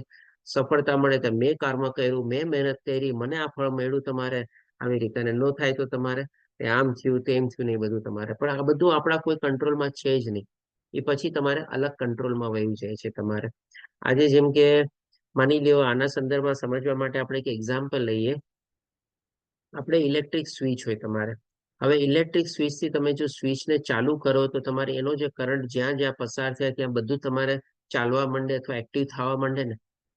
પણ હવે તમે ઇલેક્ટ્રિક સ્વિચ ઉપર જો તમારો કાબુ મેળવી લીધેલો હોય, તમે સ્વિચને ઓન જ ન કરો તમારે, તો એનો પછી કરંટ જ ત્યાંથી પસાર ન થાય. ના પંખો ચાલે, ના બત્તી ચાલે, કે જેની જેની સાથે ચાલવાનું હોય તમારે કોઈ ચીજ ચાલુ જ ન થાય ને તમારે. તો આપણે ઈ જ તો કરવાનું છે.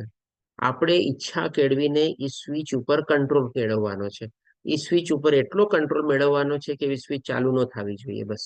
અને જો એ સ્વિચ ચાલુ કરી દીધું, તો પછી બધું આઉટ ઓફ કંટ્રોલ થઈ જવાનું છે. આપણા કંટ્રોલમાં કાંઈ નથી. પછી તો ઇલેક્ટ્રિક કરંટ જશે અને બધું ચાલુ થશે અને બંધ થશે ને આગળ વધશે ને બધું થશે તમારે. એટલે કે એ બધું કામ તો પછી ભૌતિક પ્રકૃતિના હાથમાં વયું ગયું ને. આ કેટલું સરસ ભગવાન અહીંયા આપણને આ શ્લોકમાં આમ કહે તો આપણને બતાવે છે. હવે પછી ભગવાન આપણને 15મા શ્લોકમાં કહે છે કે પરમેશ્વર કોઈના પાપ કે પુણ્ય ગ્રહણ કરતા નથી. આ ભગવાન શું કામે કહે છે?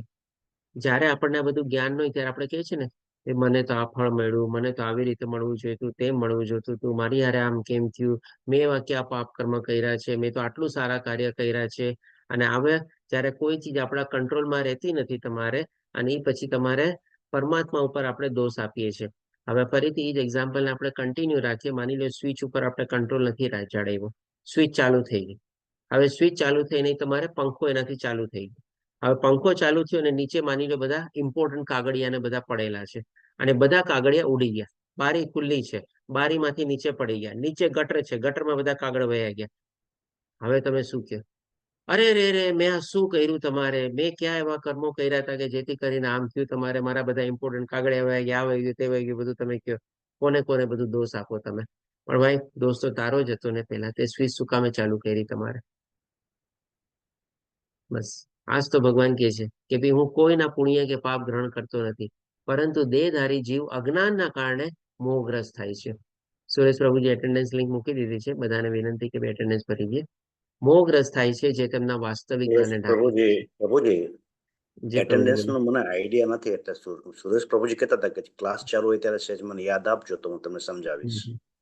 હા, ઓકે. તો સુરેશ પ્રભુજી હમણાં કહેવા માંગો છો કે એક શ્લોક બાકી પછી કહેશો તમે? શું કહેશો? એક શ્લોક પૂરો થઈ જાય ને પછી જ. હા, ઓકે, ચાલો. તો આ જ રીતે જયારે આપણને આ બધું જ્ઞાન હોતું નથી ત્યારે આપણે ભગવાનને દોષ આપીએ છીએ અને ભગવાન ઉપર આપણે દોષારોપણ કરીને કે મેં તો એવા ક્યાં પાપ કર્મો કર્યા છે, મારે આ ભોગવવું પડે છે. અરે ભાઈ, તને જયારે મળે છે ત્યારે તું કોઈ એમ કેસ ભગવાનને કે ભાઈ મારા પુણ્યને કારણે મને મળ્યું, ત્યારે તો આપણે કરતા ભાવ કેળવી લઈએ છીએ. એટલા જ માટે ભગવાન આપણને સ્પષ્ટીકરણ કરે છે કે ભાઈ મને કોઈના પાપને નથી, પુણ્યથી મતલબ નથી. ત્રીજા અધ્યાયનો એ પેલો શ્લોક યાદ કરો. ભગવાન જયારે કહે છે ને કે હું તો બધા પ્રત્યે ઉદાસીન હોઉં છું. તમારે ભગવાન કોઈ ચીજને ગ્રહણ કરતા નથી. પછી હવે ભગવાન આપણને 16મા શ્લોકમાં કહે છે, પરંતુ જ્યારે કોઈ મનુષ્ય અવિદ્યાને નષ્ટ કરનારા જ્ઞાનથી પ્રબુદ્ધ થાય છે, એટલે કે ફરીથી સિક્કાની બીજી બાજુ આપણને બતાવે છે કે જ્યારે આપણને આ દિવ્ય અને આધ્યાત્મિક જ્ઞાન મળી જાય છે ત્યારે કહે છે કે જેવી રીતે દિવસે સૂર્ય દ્વારા બધું પ્રકાશિત થાય છે તેવી રીતે તેના એ જ્ઞાનથી બધું જ પ્રગટ થાય છે. ત્યારે આપણને બધું સમજાય છે કે ભાઈ હું જે કાંઈ પણ અત્યારે ભોગવું છું તમારે, એ મારા કોઈ પૂર્વજન્મમાં પાપ અને પુણ્ય કરેલા છે એનું હું અત્યારે ભોગવી રહ્યો છું. અને જે કાંઈ થઈ રહ્યું છે બધું ત્રિગુણી માયા દ્વારા થઈ રહ્યું છે. અને જે કાંઈ પણ મારી સાથે થઈ રહ્યું છે એ પણ ભગવાનની મરજીથી થયેલું છે. અને ભગવાન મારા હિતેચ્છુ છે, ભગવાન મારા કલ્યાણ માટે હંમેશા મારી રક્ષા કરે છે. એવા ભાવથી જયારે આપણે રહીએ, આવું જ આપણે દિવ્ય જ્ઞાન કેળવીને આપણે કહીને કે બધું ત્યારે આપણી સામે બધું અજ્ઞાન બજ્ઞાન બધું દૂર થઈ જાય તમારે. જયારે આ દિવ્ય જ્ઞાન અને આવી દિવ્ય ચેતનામાં આપણે જયારે પ્રવૃત્ત થયેલા હોઈએ ત્યારે, એટલે કે બધું સ્પષ્ટ દેખાવા માંડે છે આપણને ત્યારે. આપણું ફ્લેશ, આપણું અત્યાર સુધીનું જીવન પણ આપણને કહે ને કે બધું સ્પષ્ટ દેખાવા માંડે છે. અને ઇવન આગલું જીવન પણ આપણે કેવી રીતે આપણે ક્યાં ગતિ આપણે પમાડવી છે, અથવા તો ભગવાનને શરણે જઈને ભગવાનને પ્રાર્થના કરીને આપણે આપણી સદગતિ માટે આગળ વધવું છે, એ પણ આપણને સ્પષ્ટ દેખાવા માંડે છે. રસ્તો છે ને એકદમ ક્લિયર થઈ જાય છે. આપણે કોઈ જાતનું ધૂંધળી કાંઈ રહેતું નથી આપણે. પછી આ રીતે અહીંયા આપણે 16 શ્લોક સુધી આજે સીમિત રાખીએ. આવતીકાલે બાકીના 13 શ્લોક લઈશું. વાંછા કલ્પતરુભ્યશ્ચ કૃપા સિંધુભ્યઃ ચ પતિતાનાં પાવનેભ્યો વૈષ્ણવેભ્યો નમો નમઃ. હરે કૃષ્ણ કૃષ્ણ કૃષ્ણ હરે હરે, હરે રામ રામ રામ હરે હરે. શ્રી પ્રભુપાદ કી જય. શ્રી રાધા ગોવિંદ પ્રણામ. તો કોઈને પ્રશ્ન હોય તો બી લઈ શકીએ છીએ ને. સુરેશ પ્રભુજી આપને જે એટેન્ડન્સ લિંક માટે કેવું હતું તે બી આપણે કહી શકો છો.